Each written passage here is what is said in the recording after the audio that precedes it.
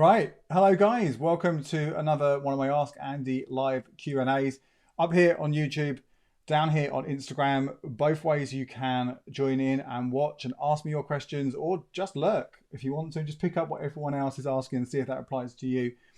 Absolutely. We'll be here for half an hour now to about 7:30 p.m. The earlier you ask a question, if you have got something you want to ask me, the earlier you do it, the better, because we run out of time basically. Towards 7:30, there's still quite a few, and I have to pick and choose the ones that I go for. I will try my best to answer as many of them as I can. Obviously, some of the categories, some of the questions you ask, they're not the kind of things that I would normally talk about, often the investing ones. But anyway, anything else, bank accounts, savings accounts, saving money, just generally, your bills, all that kind of stuff, just fire away. Appreciate that it's also the Easter holiday, so a lot of you might not be around as normal. We might have a smaller group of you today, but let's see what's going on. And I can say hello to some of the guys already here on Instagram. Law Stuff, I am Claire B, Life is Grand, May, Ash, Mickey, Ad Hoc, Shore to Shore, Rascal. Nice to see you guys. If you've got a question, fire away. And over on YouTube, Nadine has said hello. Hi, Nadine. Good to have you back. Teza on YouTube, Ed on your Instagram, Ed on Instagram, Cheryl. Loads of you joining. It was fantastic. No questions as yet. What can I talk about? I can talk about so many things. What has been going on? So on the podcast today, I talked about Fintech. Can you trust Fintech? I talked about Deliveroo and Uber Eats for your groceries. Interesting to know if you guys actually do order your supermarket shopping via Deliveroo or Uber Eats, see what your experiences are. And also talked about Amazon closing its credit cards next year. But here we go. Some questions coming along. Jay says hi from Crystal Palace. I'm a Crystal Palace fan. You might not be a football fan. You might just live in the area. But I'm off to Wembley at the weekend, which is exciting. Tracy says, Andy, evening. What is your view on waiting time before buying non-essential items? So I guess this is the kind of thing that a lot of the time, I think it's a useful bit of advice, right? Is if you want to buy something and you don't need it right now, what do you do? Do you just kind of get it when you see an offer, or do you hang around? And I guess it depends on the price that's available to you. Is it a good price? And what I mean by a good price, it can be a few things actually. Number one, is it a price that you can afford, right? Obviously, if it's something that's more than you can afford and you don't need it, then don't buy it. Wait until you can afford it. If it's a price that you can afford and you're happy to pay it, you think it's reasonable value, then absolutely, why not snap it up as long as you can afford it and you need it and you think it's decent value. But a lot of the time, I think these things that you don't necessarily need and you kind of wait around for the price to change. Using price history is fantastic. Price Spy and Idealo are good for this, or for an Amazon place called Camel. You'll see the fluctuations, the ups and downs, and sometimes you can spot trends. You can see that this item, okay, is at this price now, which is pretty decent, but the lowest selling price happens maybe 6 times a year and it'd be another 20 quid off or something like that. You get the gist. Maybe you wait for one of those. And that's often what I'll do. If there's something I don't need urgently and I'm not going to use it in any sort of short term, I will wait for it. But often those kind of things, when you put them off buying them, sometimes it means you don't actually need it at all because you haven't missed it. You haven't got it there and then straight away. So that'd be my take on waiting for it. Absolutely wait until it's at a price that you can afford. Then if you can afford it, wait ideally for a price that's a good price as well. Because if it's more than a good price and you need it right now, you pay the price when you need it. But sometimes just wait, and often even just like 24 hours, you might wait on something, put it in your basket, come back to it. You might have changed your mind. I assume that's what you were talking about there, Tracy. Andy, what is the reason for not having a Chase savings account? So I've mentioned this a few times in the videos. I will do a full video on this, but it does come down to the ethical savings aspect of it. So I'll do a full video looking at some of the alternatives there. So that's why I'm considering not using it for my savings account. Drake says hi. Philip says, do you have any recommendations for a stocks and shares ISA with a new tax year coming? Well, actually started last week. Nutmeg, Vanguard, etc. So this is, when we talk about investing on here, I've said before, like, this isn't my specialty investing. It's something that I have a knowledge of, but I'm not an expert in it. So I don't like to necessarily share my advice and views on that because I don't know the full market. I do my own research. I read the articles, I watch the videos myself to see what people who are living in that kind of investing world would go for. Invest Engine is well spoken about. That's something I've looked at as well. It's a free ISA. But again, something I'm considering. And this is actually where I'm struggling as well. Talking about ethical savings for my cash savings, ethical investing as well, because A lot of the investing, and this is part of the reason why I haven't invested as much as I should have done, because I've had this sort of analysis paralysis, which I'm sure a lot of you have had that in all sorts of aspects.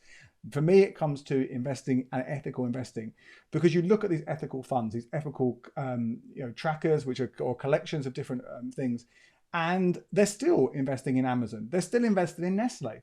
So I have a kind of an issue with that. So I'm still researching more into that for my ISA for this year, for my investing, because I really, really want to make it, not just the year, but by the end of April, I want to have picked the one that I'm going to go for. And like I imagine in all likelihood, what I'll probably do within that ISA folder I go for, whether it is Invest Engine or whether it's going with someone like Triodos or the big exchange, which is run by the Big Issue, maybe I'll use them for it. But potentially, if it's not one of those more specialist ones, it's a broader one, I might have a mix of things. I know we're going on a tangent now. That wasn't quite your question, but hopefully that was useful. John Matthews says, I'm severely disabled and therefore I've been told by Chase Bank that I cannot have an account because I do not have a passport or a driving license. Is this legal and disability discrimination? That's a really good question. It's a good point about the Chase not working on many of the newer phones, and also a good point about Chase requiring that passport or driving license. Some people just not having that, which is an issue. And not having that thing. So I am going to look further into this. I'm going to do a comparison between Chase, Starling and Monzo pretty soon and see what the differences are across the piece, which ones I think are better. But is it legal? Is it disability discrimination? I don't know. I would have thought not. They're going to have a huge number of lawyers and legal teams in place looking at this. So I'd have thought probably not.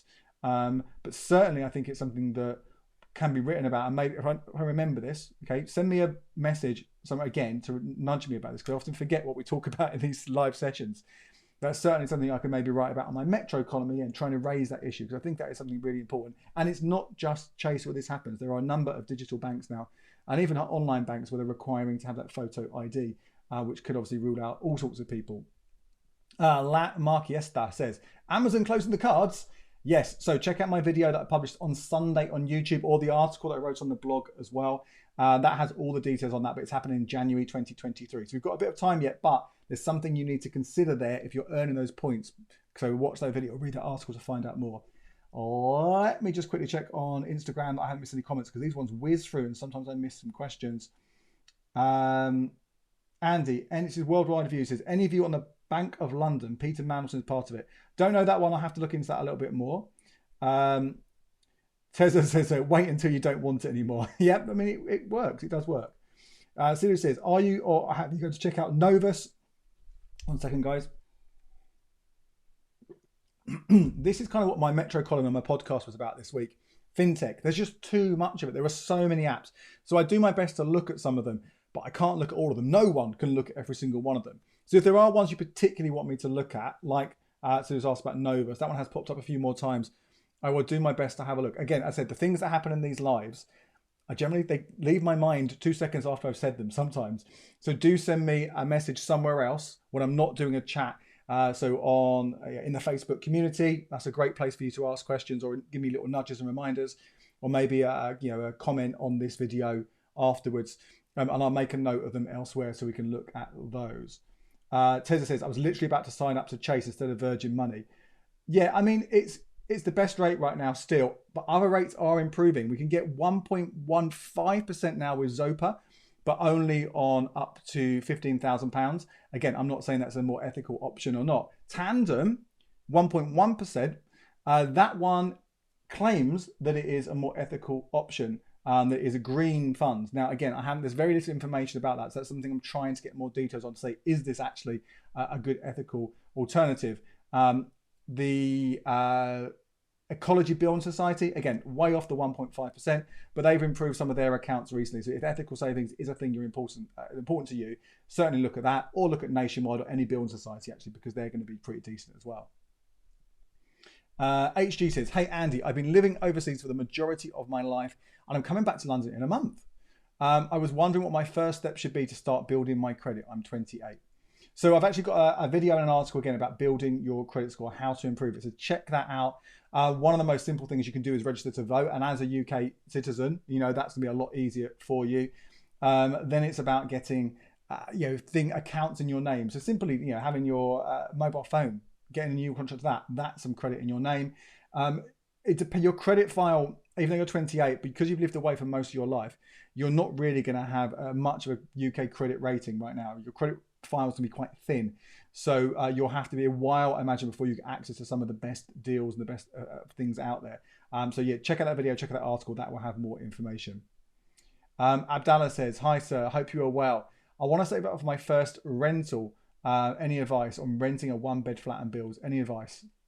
Okay, so rent is something which is very difficult to reduce. You can try and haggle with the letting agent or the landlord, depending if you're going directly, and see if they'll give you some kind of discount. But they might not. Maybe they're knocking a little bit off. But if it's competitive, there's a lot of people looking for accommodation where you are, then, and they can choose who they have living with them, then they don't have to give a discount to anyone.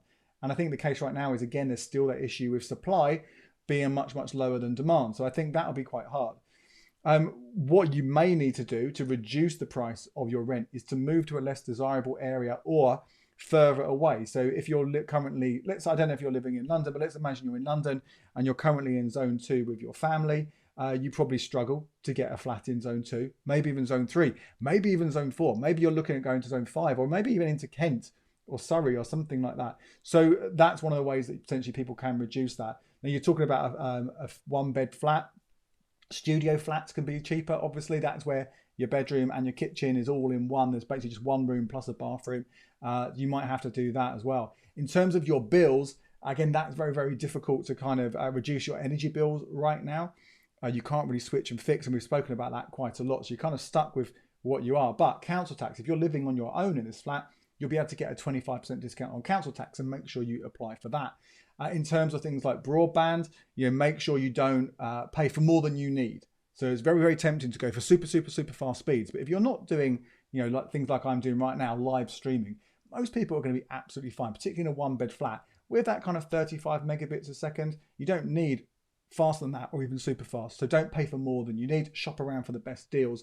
And I would avoid paying for things like satellite or Virgin TV. You don't need that. You're paying well over the odds. In a different world where you've got lots of money and you don't care, fine, knock yourself out. But when we're all trying to bring down our costs, and you can get those same channels or the majority of those channels for a lot less elsewhere, plus other streaming alternatives you might go for, I would avoid that. That was a very quick whistle stop on bringing down bills. I'm sure there's lots more we could talk about there as well. Aiton says, what is the topic today? The topic can be anything you want. You just ask me a question. I mean, ideally it should be about money and personal finance, and I can help you with that. But you can ask me what I had for lunch if you want to. That's absolutely fine. Where are we now? What else is going on? So Andrew says, good evening. I have a Santander and Nationwide regular savers paying 2.5% for my holidays next year. Great. Well done. Good picks. Would you say Chase is a good option for easy access funds? Where do I have my easy access funds? So if you want the highest rates for money outside regular savers, which are the ones which are giving the best percentage right now, Santander and Nationwide amongst the best ones, although NatWest and RBS do a 3.3% one because they've increased it recently. Then the highest paying easy access is Chase, 1.5%. So absolutely, if you want the highest rate, go for that. I won't go into details here. Again, the ethical side of things, we'll save that for another video. Where do I have my easy access funds? At the moment, Virgin Money is for some of it, and some of them I have in a NatWest regular saver, which you can actually take the money out of. So it's kind of a regular saver, but there's access there. Philip's asked the same. We've already answered that question, Philip. Dan H. Hi, Andy. I have a credit card which I pay off in full each month. Fantastic. Great work. I use about 3%. Is it worth getting a second one to increase the overall credit limit and potential credit score increase? No, I would say probably not. Because if you're only using about 3% of your credit limit that you've got right now, I mean, you could use more than that. If there's things that you spend normally on, again, so you're not making extra purchases for the sake of it. If there's stuff that you are buying that you can use a credit card for instead of your debit card, and you completely clear that balance every single month, then you could potentially increase that 3% up that way. And maybe that kind of demonstrates a little bit more to the credit reference agencies. But I don't think really that's the priority, would be to get a second credit card right now. I mean, you potentially might, if your credit score is good enough, you might be able to get a different credit card which offers you something different, maybe a welcome bonus from the likes of American Express and things like that, which are great ways to get a little bit of extra cash in, particularly now when things are quite tight. But I see it's not going to make, I would have thought, too much of a difference just getting a second one to do the same thing when you're only using 3% of that credit that's available to you right now. If you get a higher credit score, so a higher credit limit with another card, then that's going to drop for the same amount of spending. That's going to drop it even lower. And really, around that kind of 15, 20% mark, that's not a bad credit utilization ratio to go for. Delayed Dave says, hi Andy, which bank is the easiest one to open so that I can use it to switch when a good offer comes up? Okay, a few alternatives here, a few options for you. You could just open up another account with your existing bank a lot of the time. So I did this for the Santander switch last year. I opened up an account really easily to switch into it, but opening it up was really easy. So I haven't switched away from that one yet. I will next time an offer comes along. But that could be something to look at. If you've got a bank account already with one of the main high street banks, they let you open a second account. Make sure it's a basic one, not one that comes with a fee or any conditions. Or you could look at a quick one, would be the likes of Monzo or Starling, which you open them up on the app and it's there really, really quickly, ready for you to switch away from. What I would say with that, if you've got just one account as a bank and you switch away, it will close down any additional accounts you have with them. And also it might be a while before you can apply to go back to that bank. But really, if you're not bothered about having an account, just open one up and ditch it. It doesn't really make too much difference. Unrooted Ideas says, I've used Monzo for switching. Do you think there is any value of keeping a Starling account? I want to switch to Halifax. So I think Starling is a really good current account. It's the one that I'm a big fan of for your day-to-day banking. So if you're using that for your day-to-day banking, then I wouldn't switch away from it. I also generally wouldn't have a single account that I switch. Keep switching my main account. I would keep my main account where the best place for my banking would be. Now, Halifax actually is a decent app. Not the best one out there, but it's pretty decent. So it wouldn't be the worst thing in the world to move, from my personal opinion, to move from banking your Starling to Halifax. But I would encourage you instead maybe to open up an additional account somewhere else and then use that to switch. Unless your Starling is already an additional account that you're not using, and then you could switch it to Halifax. One of the big benefits, obviously, you get with a Starling account is that fee-free spending and ATM withdrawals with no limit overseas. And that there are other ways you get that. Chase does that, although it does have, I think, a £700 monthly limit on cash withdrawals. You obviously need to be aware that you would lose that if you switched away from Starling. Slee says, what's the process if you go over the personal savings allowance? So if you go over the personal savings allowance, then you would use, I did a whole, well, not a whole video on this, but I talked about ISAs the other day in a video. If you haven't watched that, check that out. Part of that is something called the PSA, personal savings allowance. You either get £500 or £1,000 depending on your tax bracket you're in, how much you earn. If you earn more than that, you're due interest on that. That would be done via your self-assessment tax return. So you'd have to do one of those every year to put in the information that you owe extra money on. Sam says, cool, Brian, this is a broad question. What would be your one financial thing you think is overlooked and that nobody does but should? Also, does your credit score go up as you age? Is it worth closing old accounts? There's 3 questions there. First one, what's the one financial thing you think is overlooked that nobody does but should? Wow, that's a really tough question. What do you guys think? Maybe you can answer what you think for Sam there. I'd have to think a bit more about that one, certainly. There's probably so many things, too many things. Does your credit score go up as you age? It can go up, it can go down. It depends how you manage your money. So absolutely, when you're younger, you don't have a credit history, so it's going to be relatively low. So as you build up a positive relationship with credit and you have accounts for a longer period of time, then your credit score will improve. But if you do something that's not responsible with credit, you get into a load of debt, you default on something, whatever it might be, all those things, then your score will go down. So yes, certainly age can make things better, but you've got to do it right. It's not just because you're older, you're going to have a better score. You can have an absolutely horrific score if you're older. And is it worth closing old accounts? It depends. Primarily, I guess we're talking about here with credit cards. And actually, that's one of the questions that I kind of touched on today's podcast. If you haven't listened to that, Cash Chat, search for any podcasting app, you'll find it there. Or you can go becleveryourcash.com/cashchats262. That's today's episode. And that's the listener question that I answered near the end is partly touched on there. So give that a listen and you'll get that answer. Okay, we're not going to be able to help you on this one, Anshul. What is the best credit card for a small business? I haven't looked in detail at business credit cards for a while now, so it's hard to say. Look at the ones maybe that come with some kind of offers and benefits that give you a little bit of extra there. It depends also why you need it. Some of them have different terms. So you've got a bit longer to pay the money back than maybe you do with a personal credit card, which might be handy before any interest is added. Others might give you free vouchers for signing up and things like that. But I do need to update that one. Hedwig says, I think I opened the wrong Halifax account because I didn't get the £125. Did you open up a Halifax reward account or ultimate reward account? They are the two that if you switch into them, you would get the cash bonus. So just double check what you've done there. If you have opened the wrong one, just a standard Halifax account, there's still time potentially for you to open up the Halifax reward current account and switch into that. But you do need to make sure, obviously, you switch from a different bank, not from Halifax. So you need a spare account elsewhere for you to switch into.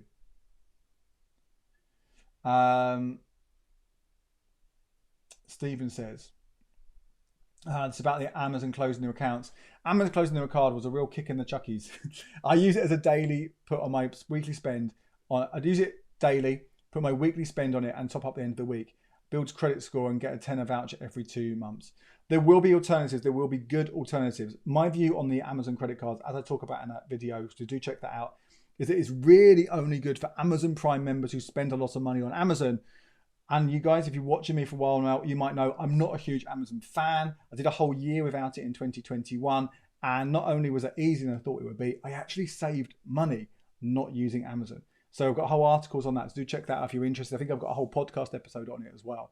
So yes, it's annoying, but I would say, right, look at the positives and maybe use it as an opportunity to shop elsewhere and potentially save yourself some cash as well. You can still shop at Amazon if you want to without Prime, and it's free delivery on things over 20 quid as well. So you don't have to think you need Prime for Amazon. You don't. Remember that one. Okay, let's quickly check back here on Insta in case I missed anything. Missed a few things there. I'm not going to.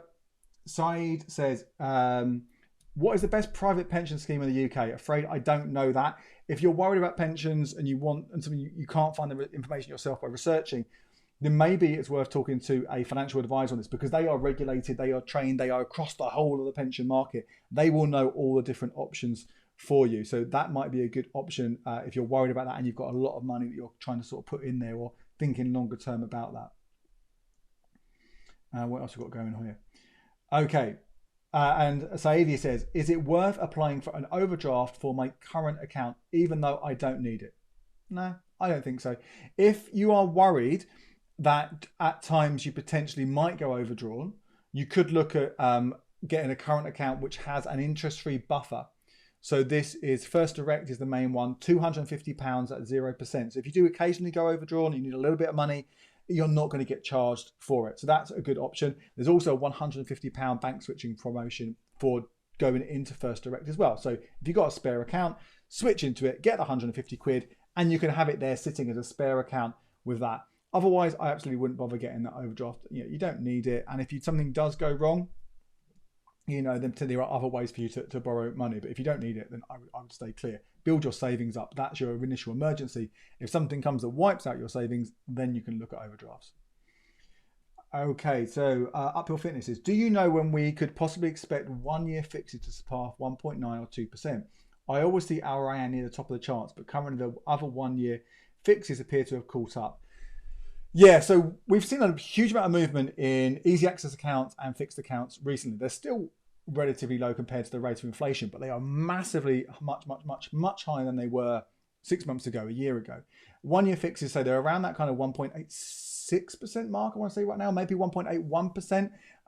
There was another bank that's, I think Tandem is doing a one matching our RIAN. That was this morning. It could have changed obviously during the day. I haven't looked since about 11 o'clock this morning. But so that is higher. When you get 1.5% with Chase, is it worth fixing for 1.8%? I'd say not, because if rates move up again, if we get another interest rate rise, and if we start to see any kind of account going past 1.5%, Chase might stick at 1.5%, but other banks may well decide to go past that. We might see other people, we might be getting 2%. Who knows? If you're fixed in at 1% when the change is little, I wouldn't bother. And even if it does go up to 1.9 or 2% on a 1 year fix, I personally wouldn't go for that. The next interest rate announcement is going to be, when is it? Is it in April? I think it's the end of April, the next interest rate announcement. is 6 weeks after the last one, which I think was the middle of March. So let's say we get an interest rate announcement at the end of April, potentially early in May, and let's say they do increase it by another 0.25%. They could go up by more than that. They could keep it the same. They could drop it. But let's assume it goes up again. Then I think you're likely to see not too long after that, May, June time, getting over 2% on the 1 year fixes. But again, I think also the easy access would also improve because there's a real battle right now from Virgin Money and Chase really bringing up those rates. Other banks are competing quite heavily there. Rimshao says, is Moneybox the best LISA, lifetime ISA? I've got a video on the best cash lifetime ISA, so do check that one out on YouTube. In terms of investing, again, there's not a huge selection there. I haven't done a comparison on that one, but there is some good content that you can find talking about those investing lifetime ISAs. And the main thing to think about here is fees. Overall, I would say more so than your ability to pick individual stocks and shares or what's going on there. I would go with lifetime ISA.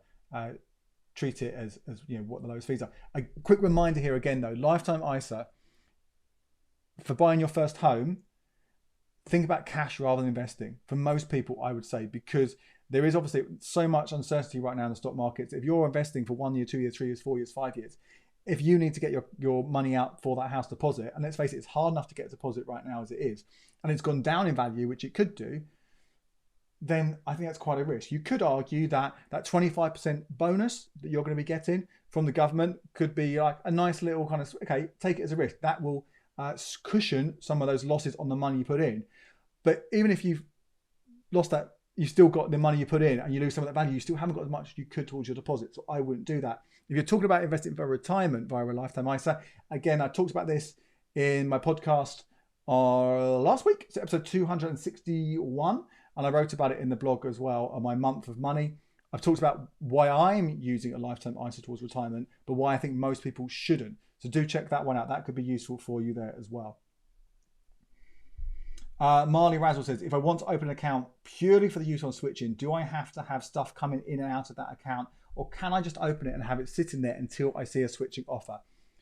So the switching offers all vary. Some of them don't require any direct debits to be switched over. You can just literally have it sitting there, nothing. You switch it over, and then maybe once you've opened it, you have to pay some money in or do something. Or maybe once you switched it over, you can set up some direct debits. Some of them, such as the Nationwide one, which is still available right now, that one requires 2 active direct debits. So 2 direct debits that have to have been active in the old account before you switch over. But there are a couple of really quick ones you can set up. Moneybox and Plum are 2 that I used when I did this switch to Nationwide last year. Well, you can set them up in a few days. So you've got time to do that and still open the account and start the switch before that offer runs out. If you're worried about waiting for the Nationwide, waiting for the direct debits to come into your account before you start the switch in case Nationwide pull the switching offer. So I would say most of the time you don't need to bother. You can have that account there sitting there and then wait and see when an offer comes up, what the terms and conditions are. But they do vary from bank to bank. Oh, blimey, only 2 minutes left. We've got loads to go through. Okay. This has been a good one. So what I will quickly remind you of, I'll try and do 2 or 3 more questions. Best place to ask me a question when it's not on a live is in the Facebook community. becleverwithyourcash.com/community would take you to that Facebook group. Apply to join. I have to approve every single question that's asked on there. So I do see all your questions. Depends how busy I am, if I'm able to answer it at that time. But I'll always try and look back and just check on it. If I can't answer it, we've got 1,400 other members right now. A lot of you guys watching right now, I know you're active in the community as well. A huge amount of knowledge and experience is there going to help out as well. So make sure, if I haven't asked your question today, you do join the community and post it in there. And I'll have a look, but other people will be able to answer as well. That's the best place to go. Let's quickly just look at any more questions that we've got here. Where are we? Actually, I'll answer some of these ones. Okay, it's not too bad. I went back on myself. Sorry about that. I was looking at how many are left. So Robert S. says, Tandem does not have a very good score on Trustpilot. So it's a good shout there. The Tandem has got some decent paying accounts right now. It also claims to be a good ethical account. I have not used it for savings in the past. I am looking at it right now. I did used to have a credit card. I used to have a cashback credit card before, and that was very good. Now, when it comes to reviews online, places like Trustpilot, I think they're a good resource. I'm also quite skeptical because people only tend to leave bad reviews. And when people do leave good reviews on places like Trustpilot, they're often doing that because they're incentivized to do it for whatever reason. So I'm a bit dubious on that. Maybe I'm being too cynical. But that's good to know. So it's definitely worth asking what people's experiences are with Tandem. Maybe post that in the community and see if anyone's got an account there, they can share that with you. Nadine says Surrey is pretty expensive. It is pretty expensive. So can bits of Kent. But I'm just trying to, off the top of my head, think of places around London. Essex, that would be cheaper, won't it? Some of that. Okay, I might have to call. Let's see what else we've got. Ashton says, if you have several current accounts to take advantage of switching bonuses, how much do the switches affect your credit score, particularly for someone looking to move house in a few years? So what I would say in terms of moving house, you've got a few years, so it's less of a worry. You kind of want to make sure you don't make any applications because 6 months before you apply for a new mortgage or a remortgage, okay? So you've got time now to do things. It will have an impact, and I have got an article and a video on that. So in the YouTube channel, just search credit score, bank switching. Hopefully I'll pop up. I think you might be able to search within my own channel page as well, Andy Clever Cash, or on becleveryourcash.com, put the same search in and the article came up with a video embedded in the article. And that'll explain a little bit more. So there will be a small dip, but you can potentially space them out to reduce that impact. Or if you're not worried about it in the short term, do lots of them at the same time. Let's pick one more question here. Try and do it a little bit randomly.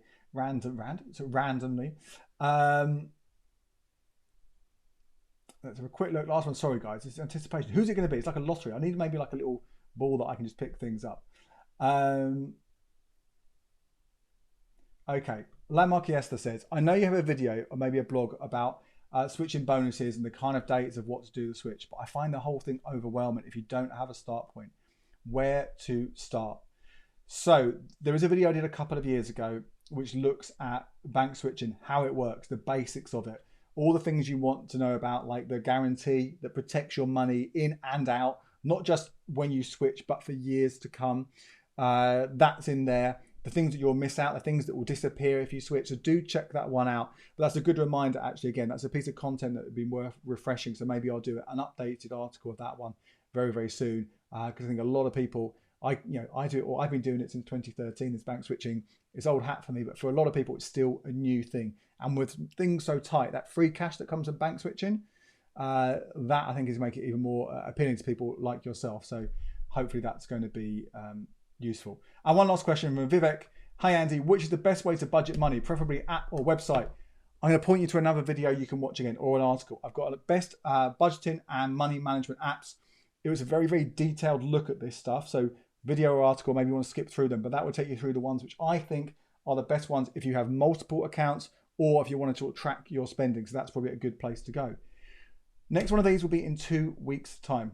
So I will see you then. Make sure you hit subscribe on YouTube and on Instagram. Follow me there so you don't miss out on these things. You get like a little, see it in my stories, and it'll pop up when they're going to be live on YouTube as well. Thank you guys. Have a lovely Easter weekend, which is coming up right now, and I'll see you in a couple of weeks. Cheers.